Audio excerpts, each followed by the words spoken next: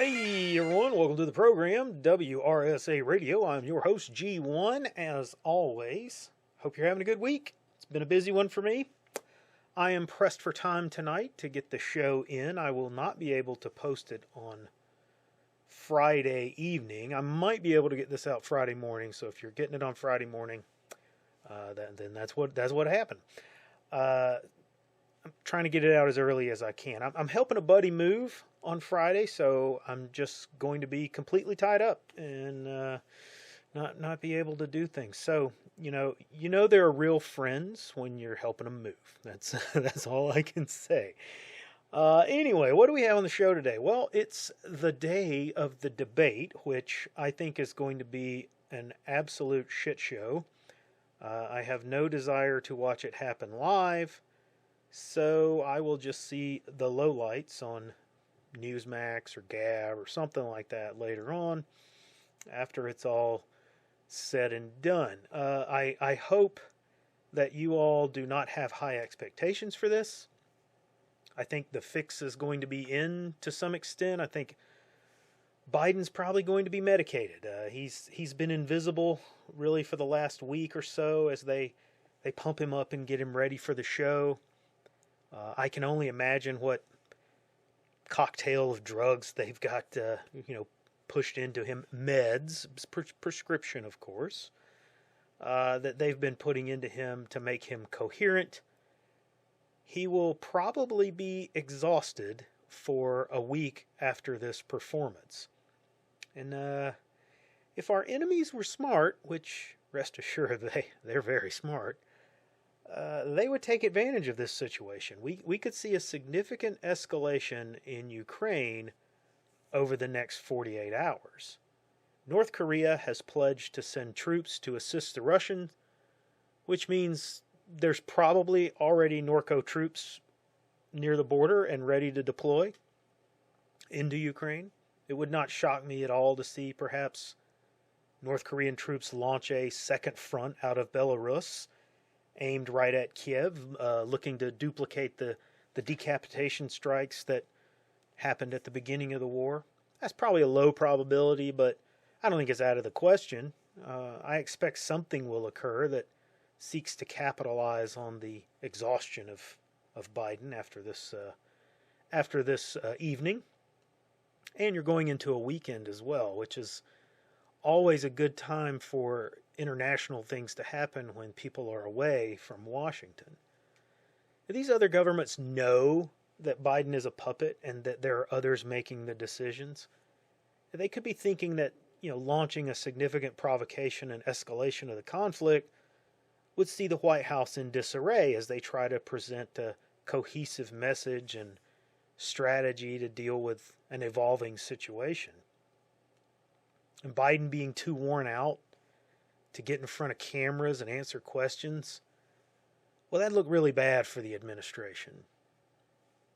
And this is the danger when you have a group of people directing things in the background. When something large and significant erupts in the international sphere, it requires presence and being out in front of a message.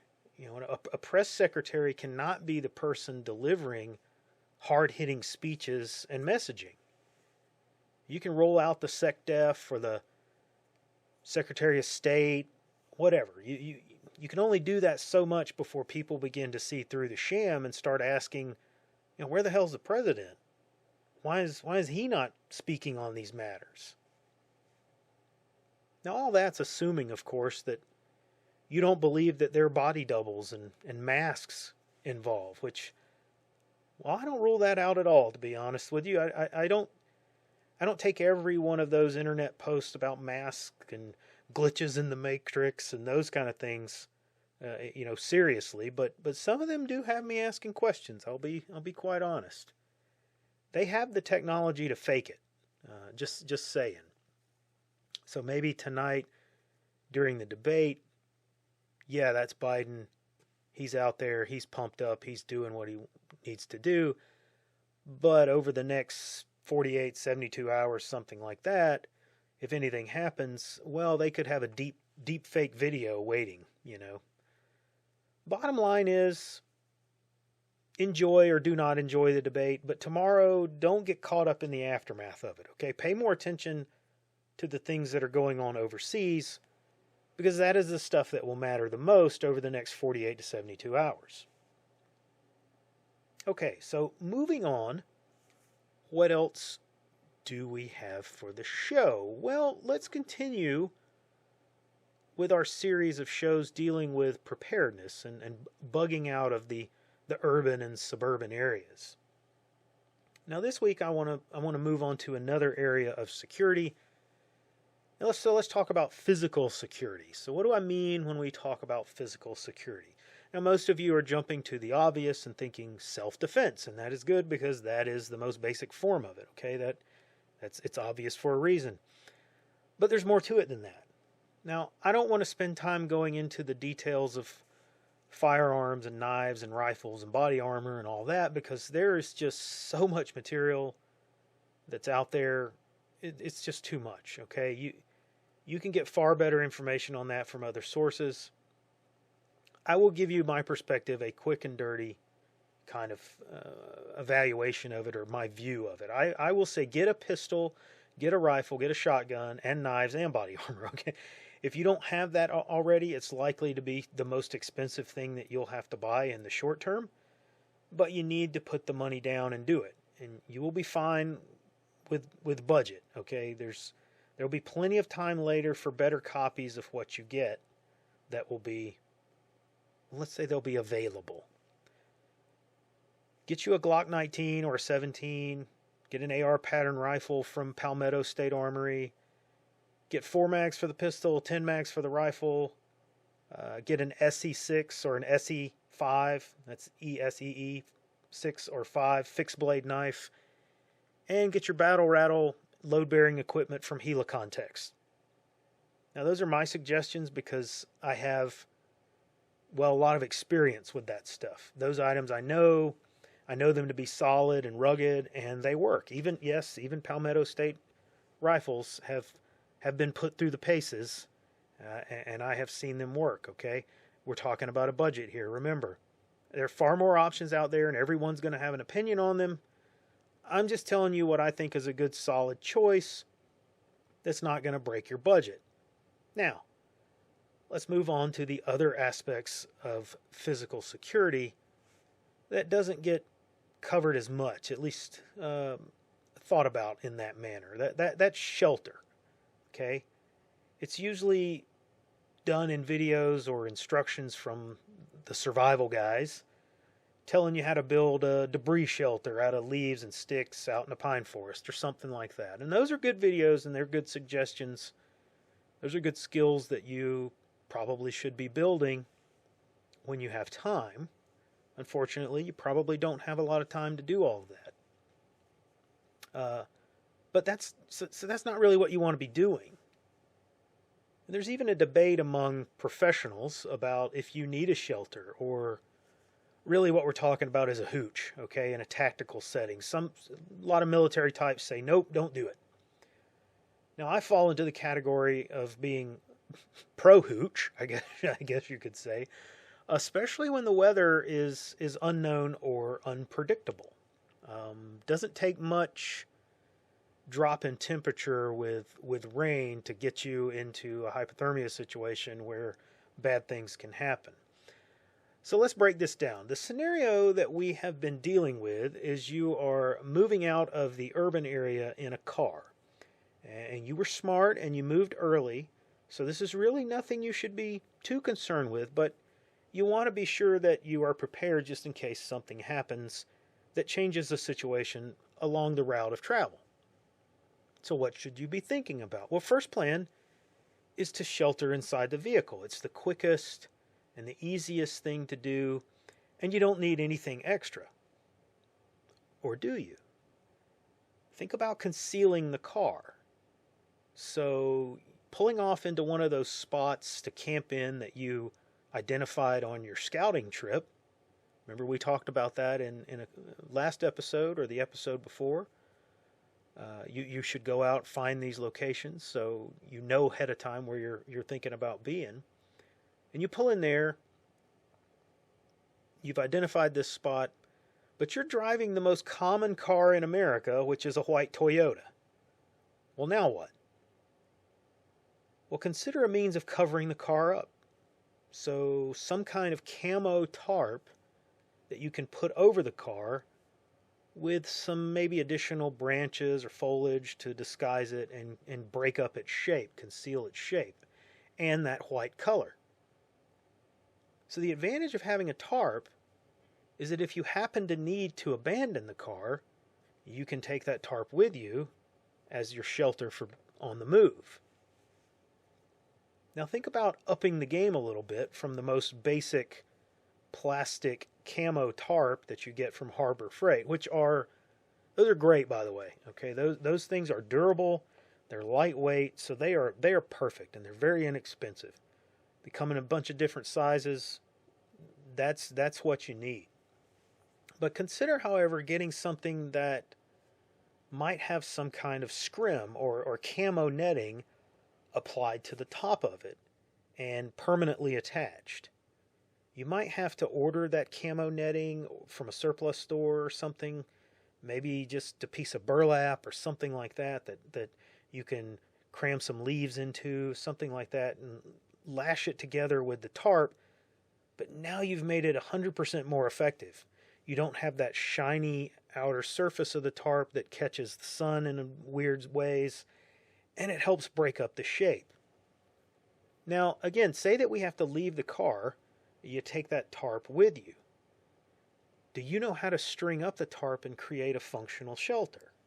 And there's a lot of people out there that don't know how to do that. They don't have a whole lot of experience with it. Maybe they've seen it on videos or something like that. And there's a bunch of videos online on how to do this. But this is kind of where we get into that debate about, do you need this or not? The guys who say that you should not have a tarp, they're making absolutely valid points because their argument is based off of a couple of factors. When you string up a tarp, you're doing a couple of things. You're creating unnatural lines in the environment that stand out to the human eye and draw attention. When you're scanning a tree line or you're scanning into the forest, you're looking and you're looking at all the different shapes and everything. Those really straight lines from a guy wire or the shape, the edge of the tarp, those kind of things, they're going to draw your attention to them. This is an unnatural line in the environment. Second, if you don't rig it up correctly, you're creating a barrier to your own vision and hearing. Okay? When you're setting this tarp up, if you're getting under it and it's completely pinned to the ground behind you or something like that, you can't see behind you now. You can't hear behind you. And the other factor that probably doesn't get talked about as much, but people get in their shelters and they get all cozy and they don't want to get out of them and do the task that you need to be doing. Now, those are all legit concerns, so I'm not brushing those under the rug, but they can be mitigated and dealt with. So, like I said, for me, the bigger concern is weather. Having spent the last couple of semesters at One Shepherd sitting in the rain during the FTX, and also countless trips camping with the scouts in the rain and the cold, I can tell you from a lot of experience that being out in the rain is not only miserable, it is potentially dangerous. Like I said, that hypothermia situation. One Shepherd has had numerous instances pop up where guys were rained on and the temps dipped down low at night. That has led to people being close to cold casualty and even in some few cases actual cold casualties. And in a training environment, or if you're on a camping trip or something like that, you can get a fire going or you can get a heater going. You can get in the car, you can get back into a building, something like that. You can pull yourself out of that situation. And you get warm and then you're fine. But in a bug out situation, those survival guys are 100% wrong on this. Okay, you can't start a fire. You can't build this big bonfire giving off all kinds of smoke and smell and expect to remain hidden. You can get a little small stove going like we've talked about, warm up some liquids, get them in you, that kind of thing. But that's not going to dry your clothes off. That's not going to warm up your core body temperature. maybe if you drink 3 or 4 cups of coffee, something like that. It's far better to try and avoid the cold and the rain by just putting up a tarp shelter and getting out of it. So I come down on that side of the argument. I think you mitigate the concerns of visibility and hearing and those kind of things by putting the tarp up with the sides up. Okay, put it where it's laying out, and you've got a little bit of a gap between the tarp and the ground, or the surrounding foliage around you. Keep those sides low strung so that even low enough that you have to lay on your back or your belly to get inside of it. But that allows you to see out and to hear out with no issues. And then you just make sure that you're concealing the outlines and that sheen that's on the surface of the plastic tarp, or whatever it is. And you'll be good, okay? That takes care of those things. Make sure you don't leave any solid straight lines from the tarp. Set the shelter up and walk out about 50 feet or more, wherever it's feasible for you to do that, and observe it and make sure that you can't tell what it is and where it is. And if you practice this thing, you do this a lot, you don't have to worry about it in that environment, in that situation where things are bad and things are happening. You know how to set this thing up, and you know it's not going to be seen, okay? Like I said, the cool thing is you can practice this all the time. Just get your tarp and go out in your yard or go to the park and sling it up. Learn a couple of basic knots so you can use the guy lines and leave those lines attached to the tarp so it's quick up, quick down. Bang, good to go. Okay. Now for me personally, I've had a lot of success with the Snug Pack. It's called the Stasha tarp, which it's very lightweight. It's a nice neutral color, earth tone color. It dries out pretty quickly, and it stuffs into a really small stuff sack that makes putting it into a pack very, very easily. I can't recommend it enough. It is great. But if you're pressed for cash, because it is a little bit more of an expensive tarp, then that Harbor Freight camo tarp is good to go. I've carried one of those out into the field on multiple occasions, and even paired it with a poncho to make kind of a quick hooch. And it works. It's good. Ponchos aren't the greatest thing in the world, by the way. A lot of people kind of swear by them. I've sat under trees and in the pouring rain in those, and like I said, that's miserable. But if that's the route you want to take, I still would take a tarp with you, at least to have something on the ground. Maybe use the tarp for overhead and the poncho on the ground, or just roll up in it, that kind of thing. Whatever you choose, make sure that you know how to set it up and deal with those camouflage concerns. And also leave one corner of the tarp sloped to the ground so that all the water will drain off of it. Otherwise, you'll end up with this big pool of water that's sitting on the tarp, and when you try to get out from it or you try to move, it's all going to come flooding out and soak you or your gear. So get you a tarp and start messing with it and pitching it into a shelter. Get out there and practice. You got to practice these skills so you know how to do these things. So we will get more into these items as we continue this series. Keep up your suggestions in the comments section. I appreciate those. I think all the other viewers and listeners appreciate those. That is all I have time for this week. Like and subscribe. Come see us on Gab, Nice Crew, and the Dry Dock over at the Cold Fury blog. And I will see you on the next episode.